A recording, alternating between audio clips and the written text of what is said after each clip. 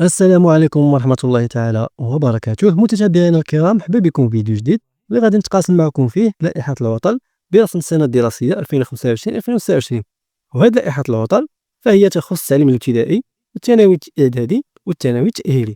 مصدر الوثيقة فهو الملحق رقم 1 اللي جاء في المادة 7 من المقرر الخاص بتنظيم السنة الدراسية 2025-2026، واللي جاء تحت شعار من أجل مدرسة ذات جودة، والذي أصدرته وزارة التربية الوطنية والتعليم الأولي والرياضة. فأول عطلة غادي تكون عطلة عيد المولد النبوي الشريف، واللي المدة ديالها يومان، واللي غادي تكون يومي 12 و 13 ربيع الأول 1447 هجرية. بعد ذلك الفترة البينية الأولى، واللي غادي تبدأ من يوم الأحد 19 أكتوبر 2025 إلى غاية يوم الأحد 26 أكتوبر 2025، واللي المدة ديالها 8 أيام. بعد ذلك عطلة ذكرى المسيرة الخضراء، واللي فيها يوم واحد، واللي غادي تكون يوم الخميس 6 نوفمبر 2025. بعد ذلك عيد الاستقلال، واللي كذلك يوم واحد، واللي غادي يكون يوم الثلاثاء 18 نوفمبر 2025. بعد ذلك تليهم الفترة البينية الثانية، واللي غادي تكون من يوم الأحد 7 دجنبر 2025 إلى غاية يوم الأحد 14 دجنبر، واللي المدة ديالها كذلك 8 أيام.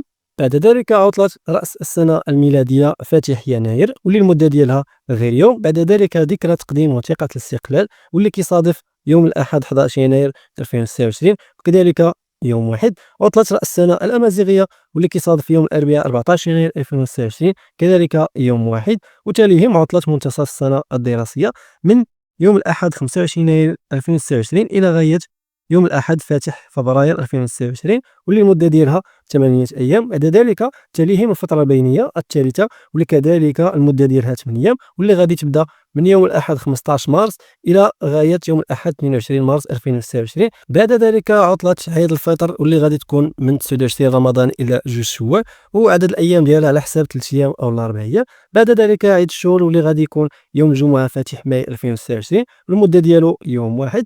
بعد ذلك الفترة البينية الرابعة، واللي غادي تكون من يوم الأحد 3 ماي إلى غاية يوم الأحد 10 ماي 2026، واللي المدة ديالها 8 أيام. بعد ذلك عطلة عيد الأضحى، واللي غادي تكون من 9 إلى 11 ديال الحجة، والمدة ديالها 3 أيام. وفي الأخير عطلة فاتح محرم، واللي المدة ديالها يوم واحد. وبهذا غادي نكون وصلت لنهاية الفيديو. بالنسبة للائحة غادي نخلي لكم رابط مباشر اللي بغى يقوم بتنزيلها في أول تعليق ولا في صندوق الوصف. نتمنى التوفيق للجميع، والسلام عليكم ورحمة الله تعالى وبركاته.